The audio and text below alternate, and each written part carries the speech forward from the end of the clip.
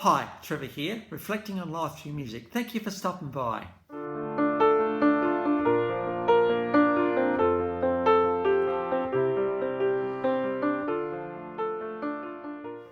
Well, coming again today, you're very welcome. I trust you enjoyed my last video on New Zealand born, Australian bred, but American country music superstar Keith Urban.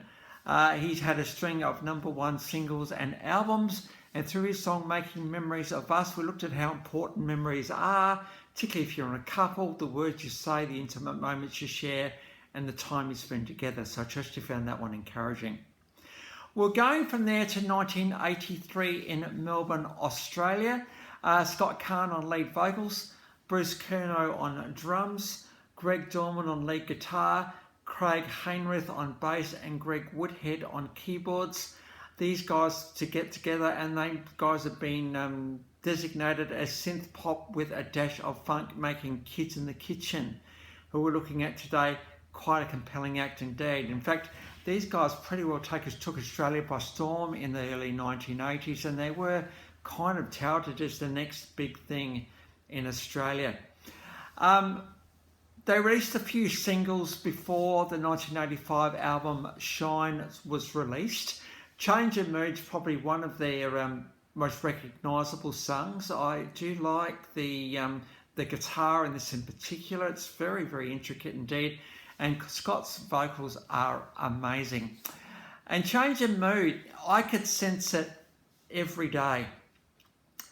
I've got an official clip and a studio clip from New York City on this one. You know what?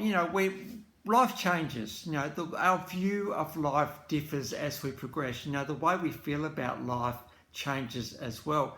What we felt about something, even last year, could be different now. I do wonder how we track or keep track of how we are actually changing in our mood. It could be that we're becoming braver. We used to be a little bit scared and we didn't quite know what we were doing. And now we're a bit braver and our steps are just a bit stronger. Actually, before I go on, I can give a practical example of that actually. I remember I went to a particular club one night and I walked in, it was just me, and there was just nobody I knew there. So I walked out and was just about to go home. And I thought to myself, this is stupid. It took me half an hour to get here. So what did I do? I walked around the block, looked at the stars peering through the trees and all that sort of stuff. And as I was walking back to this club, I found my steps getting stronger and stronger. Now, as it turns out, this club, you can actually put your name down to play music with some guys, and I actually did that and had an absolute ball. That was a mood that changed very quickly, actually. It changed from being scared to being brave. And I just needed, I think, my thinking brain an opportunity just to catch up with what I was doing, and to enable me to think, look at the light, look at it differently. But how do we reflect on how we change? The big picture assumptions we used to make. We used to think perhaps this was right and there was no compromise on it, and now we're thinking, well, hang on just a minute, maybe there is room for compromise here that I didn't consider before.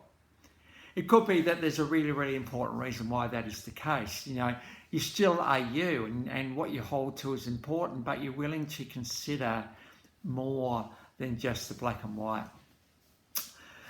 Change in mood is acknowledging that it's not only that something is happening, that something is actually changing.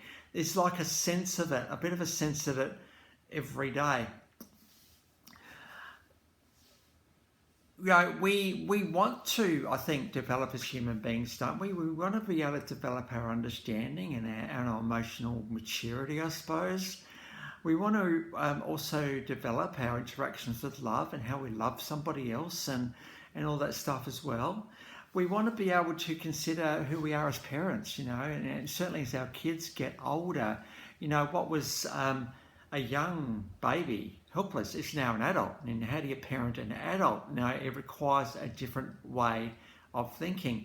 You can't apply the child-parent mentality to someone who's now 25-year-old. And And so we do change over time. No, hopefully we change in a good way, and that is, we learn what we need to learn, because there's always learnings that need to happen. We need to be able to pick up very quickly the lessons that need to be learned, because life could be held back if we don't learn from them. It got me just thinking, reflecting about this song, and thinking about how has my life, values, thoughts, ideals about self-perception about myself changed. And I think maybe in lots of ways, I'm braver than I used to be. Those of you that have followed me for a while knew that I struggled to get on the dance floor. Well, it was dancing that actually won me the girl that I'm with now. Sometimes we've got to change for our own good. And if you do get given the gift of someone who says, hey, look, have you considered this? And it may be something you hadn't considered before, and think, oh, right. If it's done in a compassionate and supportive and encouraging way, well, conversations like that one can be really, really good, and enables you to reflect on who you are and what your view of life is. Of course, if the change in moods is going the opposite direction, that is, you feel like you're spiraling a little bit, well, this is a bit of a call to you, I suppose, to go get some help, because, depression and anxiety can take hold very, very quickly if you don't do something about it. So the encouragement, if you feel like your mood is changing in a negative way, go get some help. But when you go and get help, I think it's really, really important that you actually, I suppose, in a sense, take charge a little bit of the appointment. Actually say, look, this is why I'm here. This is what I want. This is what I need to discuss. This is what I'm looking for. I think it's really important that you do actually guide professionals a little bit in what they're doing, because they can only go on what you're hinting at. So if you actually come out and say, hey, look, this is what I'm looking for, that will really, really help them as well.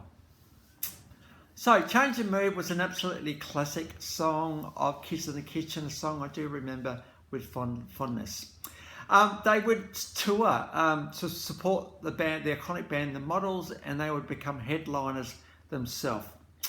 After that, we had Bitter Desire, Still Wanting You, despite the fact that you're no longer around. You can't turn love off no matter what you do. It takes a while to turn it off. And so Bitter Desire is all about that concept, hey, I desire you, I want you, but I can't have you. So we've got the official clip of that one below. There were a couple of lineup changes at this point. We had Claude Carranza and Alistair Kohler come in, replace Greg Dorman and Greg Woodhead. And something that you said would be a further single that these guys would release. I've got a live version of that one below. There's depth. Critics talking about the lyrics of some incredible depth of inspiration that's a bit beyond these guys' years. So Kids in the Kitchen had the knack of really delving into the depths of human experience. And so something that you said got to number 20. And live version of that one below. As I said, in 1985, the album Shine was released, which all those songs came off. That got to number 9 in the charts.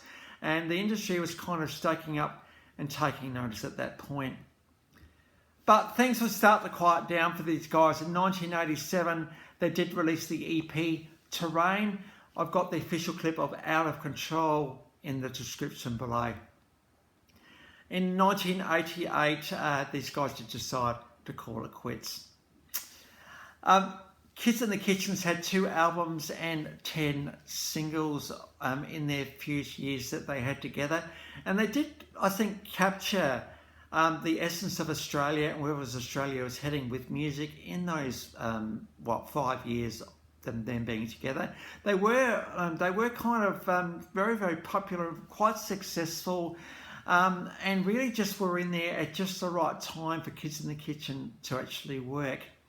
So it's great to be able to pay tribute to bands like these ones, because Everybody who does have big hits, and Kids in the Kitchen did have some big hits, it's really, really good to acknowledge that and to realise that behind the songs and behind everything, we've got the songwriting, we've got the production, we've got the guys playing their instruments and the guys that are singing as well. So Kids in the Kitchen well and truly have made their mark on the Australian music landscape. So the links to those 5 clips are in the description below. And I've also included my last video on Keith Urban. So if you want to recap on him, feel free. Well, if this is your first time to Live Reflections Street Music, or you come back for another one, how great to see everybody here. Well, I was looking on YouTube this morning and, I noticed I had a comment from the Corey Hart video that's only just gone up, the song Never Surrender, which is probably one of my favourites of his. Well, the guy said to me, hey, I think Boy in the Box is a pretty amazing song. So I've taken that as a request and that's where we're going to head off next time. So until then, I'll catch you around. Bye for now.